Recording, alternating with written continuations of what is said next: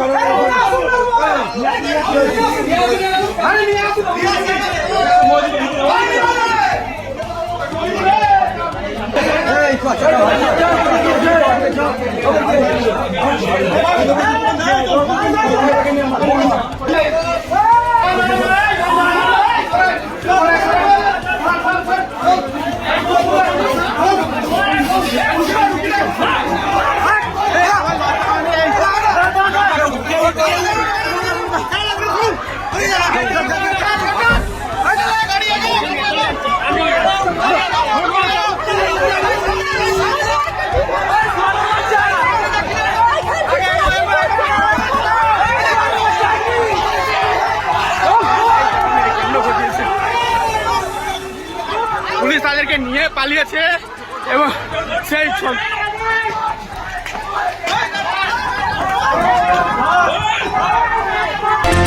কি শুনছেন? এতে শুনলাম ওই 6-7 ছাত্র মানে ছাত্রী কম্পিউটার ক্লাস চলছিল।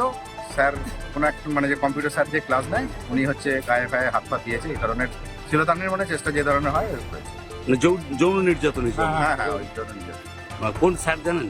না, স্যারটা জানি না, এখন তো নতুন নতুন সব স্যার চেঞ্জ হচ্ছে, আমরা তো জানি না। আপনি কোন জানতে পারছেন?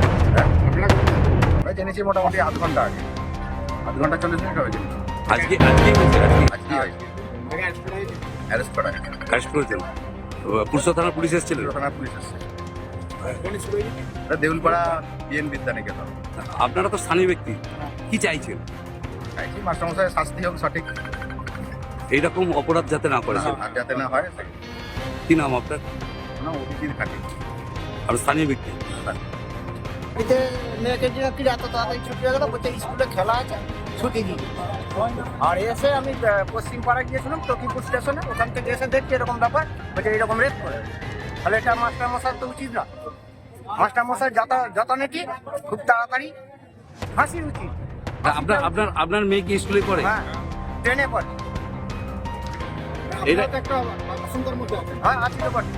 মাস্টারমশাইটা যদি এরকম করে দিনে এটা তো ঠিক না। মানে ছাত্রীদের কোনো নিরাপত্তা নেই বলছে? নিরাপত্তা নেই তো, এটা কি চলছে এগুলো?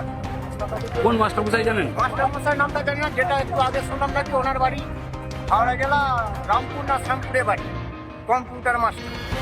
পুলিশ এসেছিলেন? পুলিশ এসছে, আটক করেছেন ওনাকে? হ্যাঁ, উনি আটক করে নিয়ে চলে গেছে, বেরিয়ে গেছে। এই আধ ঘন্টা আগে ওকে আটক করে নিয়ে বেরিয়ে গেছে। আপনার কি নাম? আমার নাম রাজকুমার আদম। স্কুলের একটা টিচারের জন্য সবসময় আমরা দায়ী করতে পারি না, যাদের যেমন মানসিকতা। এই যেমন টিচারের, আমি বলছি টিচারের সঙ্গে একটা তো কন্যা সমূহ আছে, তাতে যদি আপনারা এই টিচার যদি এরকম হয়, তাহলে কোনো মেয়ে এরকম স্কুলে পড়াশোনা করতে পারবে? একটা তো বাচ্চা নেই না, তার মা বাবারা। তাহলে কি মনে করছে যে শিক্ষকের একটা ভূমিকা যথেষ্ট নোংরা ভূমিকা? নোংরা ভূমিকা যেই একমাত্র সেই টিচারটাই, আর অন্য আদার্স টিচার আমরা তো এত 20 বছর অব্দি এখানে যাচ্ছি, কই আমরা তো শুনিনি। আপনার যদি এটা অন্য লোকের মানসিকতা হতে পারে, ওই টিচারটা হতে পারে, তাহলে সব টিচারকে তো আমরা দায়ী করতে পারি না। সবাইকে দায়ী করছেন না? না, সবাইকে কেন দায়ী করতে যাবো?